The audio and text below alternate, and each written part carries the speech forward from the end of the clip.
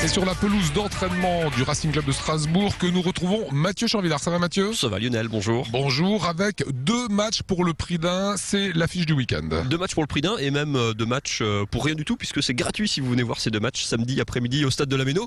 Match du Racing Club de Strasbourg, évidemment, puisque nous sommes chez eux, entre guillemets, le Racing qui reçoit 9 maisons. C'est à 16h pour le compte de leur championnat de CFA2, suivi d'un 2e match Lionel avec les filles du football club de Vendenheim qui jouent elles en première division, c'est le plus haut niveau français. Elles reçoivent donc Montpellier, 2 matchs consécutifs, donc gratuits pour les couples si vous venez à 2 Lionel. Alors on va être galant, on commence avec les filles. On commence avec les filles car nous sommes des gentlemen Lionel, c'est bien connu.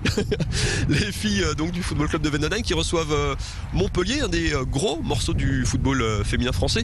Les filles de Vendenheim, je vous en avais déjà parlé en début de saison car elles étaient déjà venues jouer ici à la Méno contre Lyon, le champion d'Europe. Ça avait été un peu douloureux, elles en avaient pris 10 mais elles sont complexes, elles sont pas superstitieuses, donc elles reviennent remettre ça. Il faut dire que ça se passe beaucoup mieux pour elles. Vendenheim, ce sont des promus, elles étaient en 2e division l'an dernier. Elles sont montées, elles sont 7e sur 12, ce qui pour un promu est bien, avec même un petit matelas en plus sur les relégables. Vendenheim s'est donc fait à ce championnat 2D1. Je vous propose justement d'écouter Cynthia Dutheil et Jennifer Meyer, la capitaine de cette équipe de Vendenheim.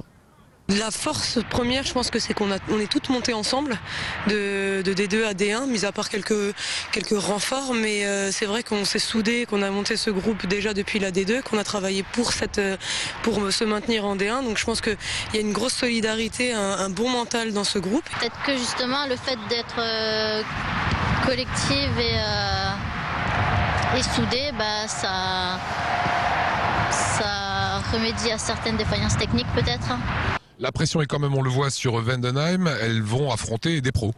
Des pros, alors tout l'effectif n'est pas tout à fait pro, mais c'est vrai que Montpellier c'est une équipe féminine adossée au club de Montpellier Hérault, le club de Louis Nicolin qui est d'ailleurs sur le podium de la Ligue 1 chez les garçons. C'est un club qui a été double champion de France au milieu des années 2000, emmené d'ailleurs, et il faut le noter, par une entraîneur femme, ce qui est rare d'ailleurs à haut niveau chez les filles. Et donc c'est effectivement un gros morceau, mais il n'y a que 3 places d'écart entre ces pros d'un côté et les amatrices de Vendenheim, parce que Vendenheim, comme le disait tout à l'heure Jennifer, c'est 100% amateur. Autre affiche, Mathieu, vous le disiez en préambule, c'est le Racing face à 9 maisons. 9 maisons, et alors ça c'est le charme de la CFA2 Lionel, c'est qu'on révise sa géographie. Où est 9 maisons Lionel? Ça c'est vache. C'est vache, c'est en Meurthe-et-Moselle, monsieur. À ne pas confondre, parce que j'ai regardé sur internet, parce que je ne savais pas, il y a un 9 maisons en Picardie aussi, donc, mais c'est celui de Meurthe-et-Moselle. C'est un mal classé, donc là il faut prendre des points pour le Racing, c'est en tout cas l'opportunité rêvée pour le Racing qui s'est fait éliminer de Coupe de France, qui n'a plus que le championnat, qui est l'objectif quasi vital, il faut le dire, il faut absolument monter pour le Racing en CFA, et ça c'est compliqué parce qu'il n'y a qu'une place dans l'ascenseur, il faut finir premier, et le Racing qui le 1er janvier avait 7 points de retard sur Vesoul, le leader, a bénéficié de la première défaite de Vesoul le week-end dernier. Le Racing lui s'est imposé à Chaumont, joue ce samedi un match en retard, il est donc seul à jouer, et en cas de victoire il pourrait donc combler, puisque la victoire vaut 4 points en CFA2, c'est un peu compliqué, mais le Racing en cas de victoire samedi après-midi pourrait du coup recoller au leader, une petite motivation supplémentaire pour François Keller et ses garçons.